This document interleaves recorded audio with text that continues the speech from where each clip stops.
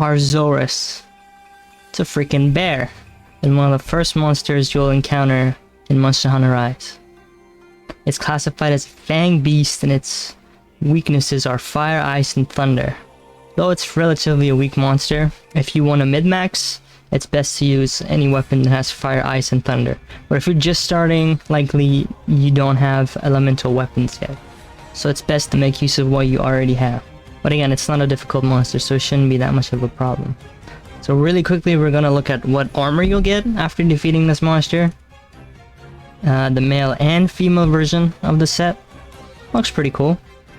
And the stats, this is for low rank, this is not for high rank. For people who just got started and want to learn about the monster a little bit and what you get.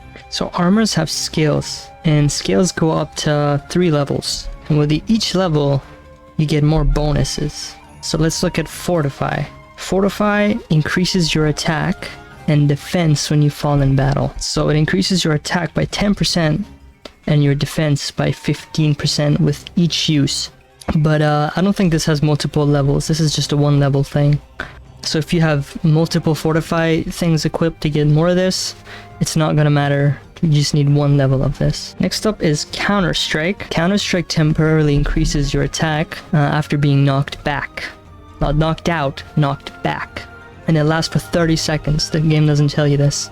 Level 1 increases your attack by 10% after activation, level 2 increases it by 15, and level 3 increases it by 25. These are not percentages, it's like a literal number. Defense boost is kind of self-explanatory, it just increases your defense and your resistance also. Level 1 of defense gives you +5, level 2 gives you 10, and level 3 is a significant increase because it gives you another +10 and also 5%. So that's kind of huge. So if you want to have really high defense, it's really good to go for the level 3. And lastly, we have Diversion.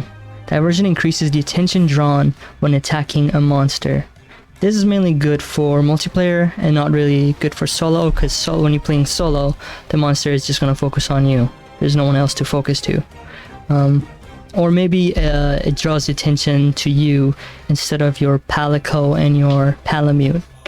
It's not super useful, but if you want to be really tanky, you want to deal the damage, this is not a bad option. The weapons you can craft after defeating Arzuros are a long sword called Arzuros Naginata, I think. It can be upgraded further to a rarity 2, I think, and a rarity 4 maybe. The next weapon you get are dual blades, are these axes, and you also have a higher gem slot. But this is a rarity 4, so you probably can't get this until a little further on. But you still need the carves from Arzuros to be able to make this. I'd say this set is definitely better for great swords, and I probably won't use this for long blades. For long blades, you want something that gives you affinity, critical eye, stuff like that.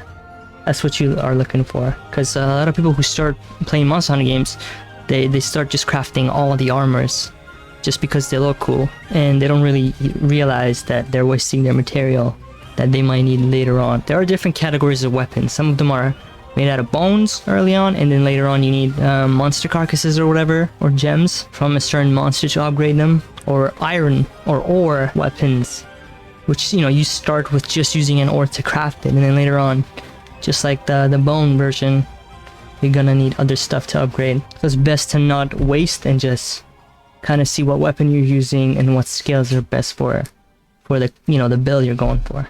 Some quick tips before I end the video. Arzuros has a few certain moves that you want to look out for. Arzuros has a grab attack, and he grabs you and he throws you in the air.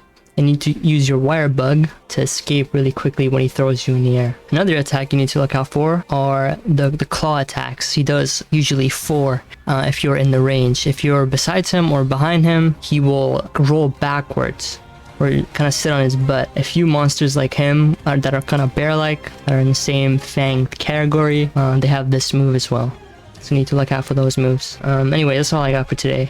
This has been a quick look at Arzuros and things you can get from him. If this was helpful or informative in any way, please like and subscribe. I'm fairly new to YouTube and I can use all the help I can get. This is Bushido, and I'll see you next time.